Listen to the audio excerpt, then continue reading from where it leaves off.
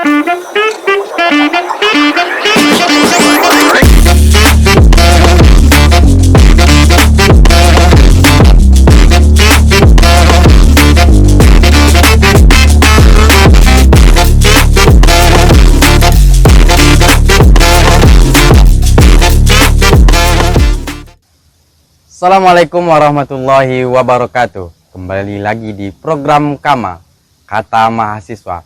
Belum mahasiswa namanya kalau belum nonton Kama. Nah, baik pemirsa, kali ini bersama saya Andika Putra akan menemani teman-teman untuk membahas salah satu isu yang paling penting dan paling hangat sekarang ini. Beberapa minggu ke belakang, dunia maya dihebohkan oleh tagar Save Raja Ampat, Papua bukan tanah kosong. Nah, dengan isu tersebut sebenarnya apa yang terjadi di Papua? Baik, pada kali ini kita mengundang salah seorang bintang tamu. Beliau adalah ketua umum dari organisasi mahasiswa UKM Mapala Alpicana Meru UIN Imam Bonjol Padang. Nah, langsung saja kita sapa. Assalamualaikum, Bung. Waalaikumsalam. Nah, mungkin Bung boleh perkenalkan diri terlebih dahulu. Baik, perkenalkan nama saya Al-Hadi Maskura. Yang namanya Mapala biasanya ada nama lapangan. Kami biasa memanggil nama saya itu Galang. Nah, terus kami berkegiatan di unit kegiatan mahasiswa pecinta alam Alpicana Meru. Terus Mapala itu sendiri biasanya ada nama-nama yang sudah ditetapkan oleh pengurusnya. Itu kalau di UIN Imam Bonjol Padang namanya Mapala Alpicana Meru. Itu tuh Mapala Alpicana Meru tuh dirangkai dari 13 pendiri Mapala Alpicana Meru. Makanya Alpicana Meru namanya. Dan filosofi yang kedua itu ada pegunungan Alpen sama pegunungan Mahameru. Itu dikaitkan dua pegunungan tersebut, maka jadilah Alpicana Meru. Itu mungkin. Mungkin dong, Bung, apa kaitannya Mapala ini dengan lingkungan hidup itu? Untuk Mapala itu sendiri biasanya kami membaginya menjadi 3 bagian. Itu ada yang namanya pegiat alam, itu ada namanya yang menikmati alam, penikmat alam, itu ada namanya pecinta alam. Nah, kami menyebutnya mahasiswa pecinta alam. Kalau pegiat alam itu biasanya orang-orang yang bekerja di alam. Dia mendapatkan pekerjaan sama juga dia mendapatkan uang dari sana, dari alam. Ada penikmat alam. Penikmat alam itu hanya sekedar menikmati alam. Nah, kami bergerak di pecinta alam. Yang namanya pecinta, kami tulus untuk alam, untuk merawat lingkungan. Jadi kegiatan kami biasanya dilakukan di alam terbuka. Mungkin itu. Berarti yang namanya penikmat alam dan pecinta alam itu beda ya? Beda. Jadi yang penikmat itu cuma menikmati alam, sedangkan yang pencinta itu juga merawat alamnya gitu ya, Bung. Nah, baik, Bung. Dengan isu yang saya sampaikan tadi, beberapa minggu terakhir, kan dunia maya dihebohkan dengan tagar Save Raja Ampat, Papua bukan tanah kosong. Nah, jadi apa sih sebenarnya yang terjadi di tanah Papua itu? Kami melihat dari sudut pandang dari beberapa bincangan dengan Mapala, itu di Raja Ampat tuh ada isu lingkungan yang beredar. Itu tuh kasus pertambangan di pulau-pulau sekitar Raja Ampat, yang mana Raja Ampat itu adalah situs warisan dunia. Selain itu situs warisan manusia dan anak cucu kita nantinya. Di sana sudah ditindaklanjuti sama pemerintah kemarin tuh, ada 4 pencabutan izin PT pertambangan nikel yang sudah dicabut.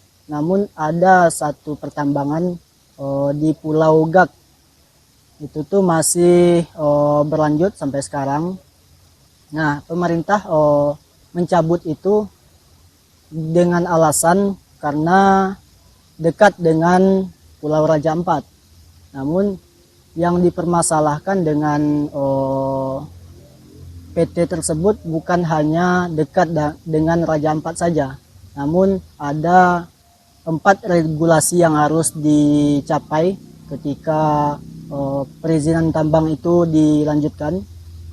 Biasanya ada regulasi kehutanan, regulasi lingkungan, regulasi pertambangan, dan regulasi kawasan pulau-pulau kecil. Nah, di sana kami melihat ada beberapa kecacatan di regulasi lingkungan, yang mana di Pulau Raja Ampat, terkhususnya di Pulau Gak tersebut, bisa merusak ekosistem lingkungan yang ada di sekitar sana. Baik itu ekosistem laut, ekosistem daratan di sana, penebangan kayu, penebangan yang ada di sana, dan juga deforestasi di Indonesia ini sudah cukup dan tidak bisa lagi dilanjutkan, kata pemerintah. Nah, di sana kami melihat ada kecacatan namanya AMDAL, analisis dampak lingkungan, sehingga kita membicarakan dampak dari pertambangan tersebut. Dan juga di sana tuh kami melihat regulasi pulau-pulau kecil tadi, yang mana Pulau Gak itu termasuk dari pulau kecil, sehingga tidak bisa dilaksanakan pertambangan di sana. Itu saja. Jadi ada beberapa data yang saya dapati, Bung. Saya melihat video yang beredar itu Menteri Bahlil mengatakan 4 PT sudah dicabut dan tinggal 1 PT lagi. Nah, kenapa di Pulau Gak itu juga tidak dicabut perizinannya? Kemarin saya melihat beritanya bahwasanya kenapa tidak dicabut, karena dokumen AMDAL-nya dapat perizinan dari sidang komisinya. Nah, di sana kami mencoba untuk mengkaji, coba lagi kaji bahwasanya AMDAL itu betul-betul disahkan dengan catatan-catatan yang betul atau tidak. Karena saya melihat kalau emang betul AMDAL itu disahkan, pasti ada kecacatan di dalam dokumen tersebut. Karena di dalam AMDAL itu sendiri biasanya ada dampak lingkungan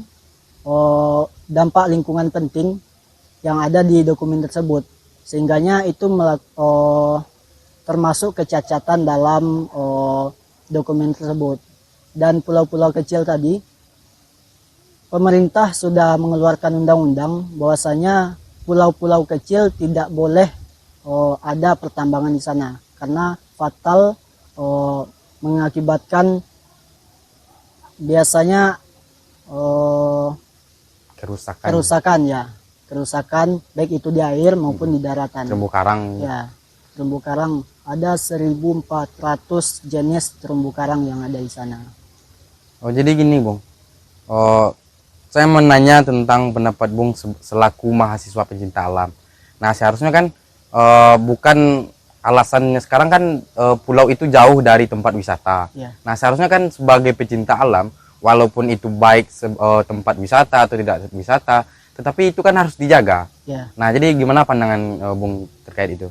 Dari kami, dari mahasiswa pecinta alam, betul-betul tidak memberikan celah untuk PT tersebut untuk berlanjut, karena itu bukan hanya mereka saja yang di sana di Pulau Raja Ampat yang terkena imbasnya. Nanti selanjutnya anak cucu kita yang di bangsa Indonesia itu juga akan merasakan imbasnya, karena sudah bisa kita rasakan pada saat sekarang ini panasnya bumi itu sangat-sangat sudah tidak wajar lagi. Makanya kami untuk deforestasi tersebut, penebangan hutan tersebut sangat tidak mengizinkan lagi. Dan dari pemerintah juga sudah mengeluarkan bahwasanya deforestasi di Indonesia ini sudah cukup luas dan tidak bisa dilanjutkan lagi. Nah, gini, Bung. Terkait yang Bung sampaikan tadi, penebangan hutan, mungkin kalau kita bisa alihkan ke UIN Imam Bonjol Padang dengan daerah kampus kita ini di perbukitan, ini apakah termasuk ke dalam perusakan alam atau gimana tuh, Bung? Beda kalau kita bicara pertambangan dan pembangunan infrastruktur. Karena pertambangan tersebut tidak hanya penebangan hutan saja, namun perut bumi yang akan dikeruknya dan wilayah sekitar juga terkena imbasnya.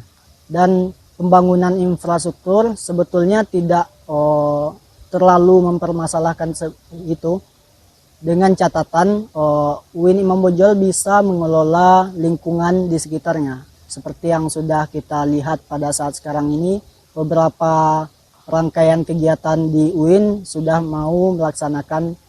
mulai melaksanakan kegiatan penanaman pohon produktif biasanya di UIN.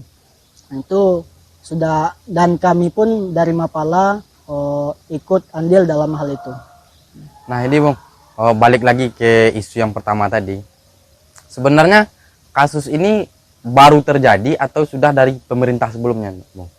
Yang PT yang di Raja Ampat tadi. Raja Ampat. Sebetulnya itu tuh sudah lama terjadi dan baru sekarang untuk ditindaklanjuti karena PT tersebut sudah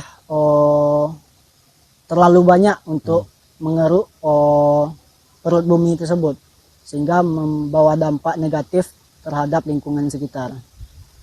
Berarti dengan otomatis perizinannya sudah dari lama ya, Bung? Sudah. Nah, kalau kita kaitkan gini, Bung. Berarti kasus yang terjadi di Sumatera Barat, khususnya di Mentawai, apakah kasusnya sama seperti yang di Raja Ampat? Kalau yang di Mentawai, itu tuh yang dipermasalahkan sekarang, deforestasi tadi juga, penebangan hutan, yang mana mengakibatkan kemarin ada banjir di Sipora. Itu tuh sudah mencapai hampir berapa hektar itu ditebang pohonnya.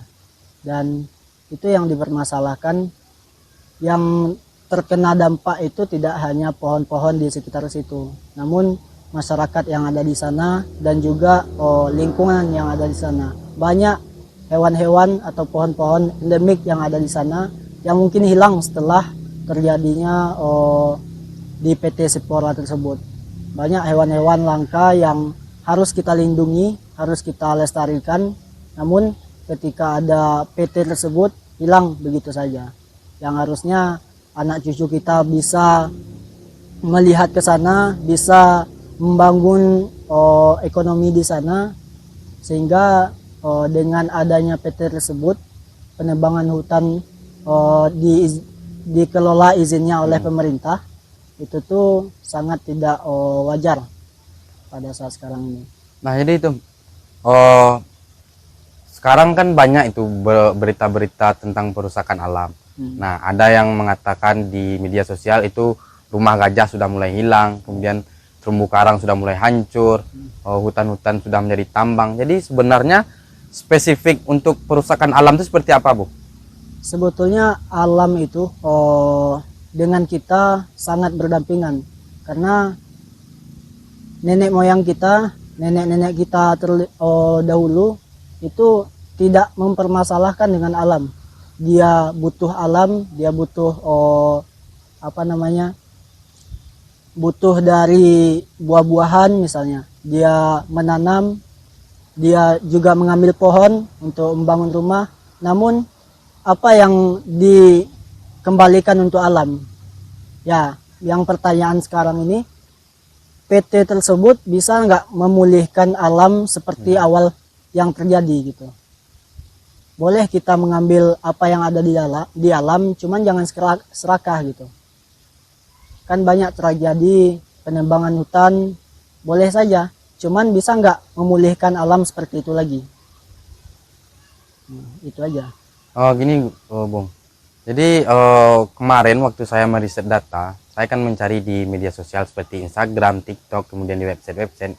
Kemudian waktu saya mencari di TikTok, mencari tambang-tambang ilegal, banyak yang keluar itu dari perkampungan-perkampungan mereka pergi dengan 3 truk atau dengan 3 alat berat, itu masuk hutan selama berminggu-minggu, dan mereka itu menggali tambang itu secara diam-diam. Apakah itu masuk ilegal atau gimana, Bung? Ya, kalau untuk itu kan ada perizinan dari pemerintah. Biasanya kalau seperti yang disebutkan tadi biasanya ilegal gitu. Dan ilegal itu harus ditindaklanjuti oleh pemerintah. Itu aja. Oh, berarti tandanya itu ilegal atau tidaknya harus ada izin dari pemerintah. Ya. Tapi sekarang kayaknya dengan tambang-tambang seperti ini yang diperbolehkan pemerintah, seperti apa sih spesifik yang ilegal tuh, biar kita sebagai mahasiswa atau sebagai orang awam ini tahu loh yang mana yang perusakan alam dan mana yang tidak itu. Biasanya kan setiap pertambangan itu ada izin dari pemerintah. Seperti yang saya sebutkan tadi, ada izin dari kehutanan, ada dari lingkungan. Itu harus kita teliti dalam perizinan dan undang-undang yang dibuat oleh pemerintah. Terkadang kan pemerintah memberikan izin dengan undang-undang yang sudah disebutkan tadi. Namun ada undang-undang yang dikecilkan gitu. Seperti dampak lingkungan. Dampak lingkungan itu harusnya dibesarkan gitu. Pertambangan itu kalau ada dampak negatif terhadap lingkungan harus tidak boleh untuk pertambangan. Namun banyaknya sekarang dampak lingkungan tersebut ada, cuman tidak diperhatikan gitu. Makanya mahasiswa harus teliti terhadap aturan-aturan dari pemerintah yang ada. Oh gini, Bung. Jadi tadi saya menyimpulkan, jadi mahasiswa ini harus paham dengan itu kan, Ya. Bung. Nah, jadi khusus kita di Sumatera Barat, kita banyak memiliki tempat-tempat wisata atau alam yang begitu megah yang diciptakan Tuhan, seperti Mentawai, Pulau Mandeh, dan banyak tempat yang lain. Nah, mungkin pertanyaannya, apa sih peran mahasiswa untuk menjaga lingkungan ini? Sebetulnya tidak jauh dari hal itu. Mahasiswa harusnya mahasiswa selalu mengingatkan kita semua yang ada di sekitar sini dan masyarakat untuk mengedukasi bahwasanya ketika adanya perusakan lingkungan, ketika adanya pertambangan tadi, harusnya kita satu suara untuk mengkaji hal itu gitu.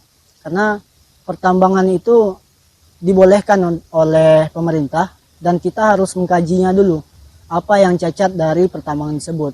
Kalau seandainya tidak ada kecacatan dari hal tersebut, boleh gitu.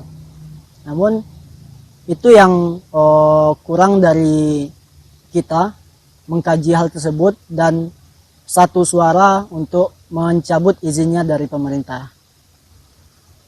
Nah, gini tuh. Jadi kemarin itu ada yang beberapa berita yang terbaru itu di Sumatera Barat. Itu ada kapal dari Sumatera Utara. Nah, jadi di sana itu mereka berlayar di Mentawai, di arah Mentawai. Nah, jadi mereka tuh menggunakan pukat harimau dan menghancurkan terumbu karang yang ada di daerah Mentawai itu. Nah, itu termasuk ke dalam perusakan alam atau gimana, Bu? Ya, dimanapun yang saya dengar pukat harimau itu tidak ada dampak, bahwasanya pukat harimau itu banyak dampak negatif yang dihasilkan oleh pukat harimau tersebut. Karena terumbu karang sekecil apapun itu terangkut sama itu. Dan terumbu karang itu membibitnya atau menumbuhkannya tidak sebentar gitu. Butuh puluhan tahun untuk menumbuhkan terumbu karang tersebut. Nah, dampak lingkungannya imbasnya kepada kita semua yang ada di Indonesia ini. Oh, berarti kesimpulannya alam yang kita rusak sekarang ini akan berakibat untuk anak cucu kita besok. Ya, gitu. Nah, mungkin terakhir, Bung, harapan untuk apa yang terjadi di Indonesia ini, mungkin Bung bisa memberikan harapan gitu. Harapannya sebagai mahasiswa harus sadar terhadap bahwasanya lingkungan kita di Indonesia ini sangat lestari. Berbeda dengan negara-negara lain yang di luar sana. Mereka itu sebetulnya iri terhadap kita. Namun harusnya kita sadar dengan kekayaan hayati kita. Dan itu yang harus kita jaga.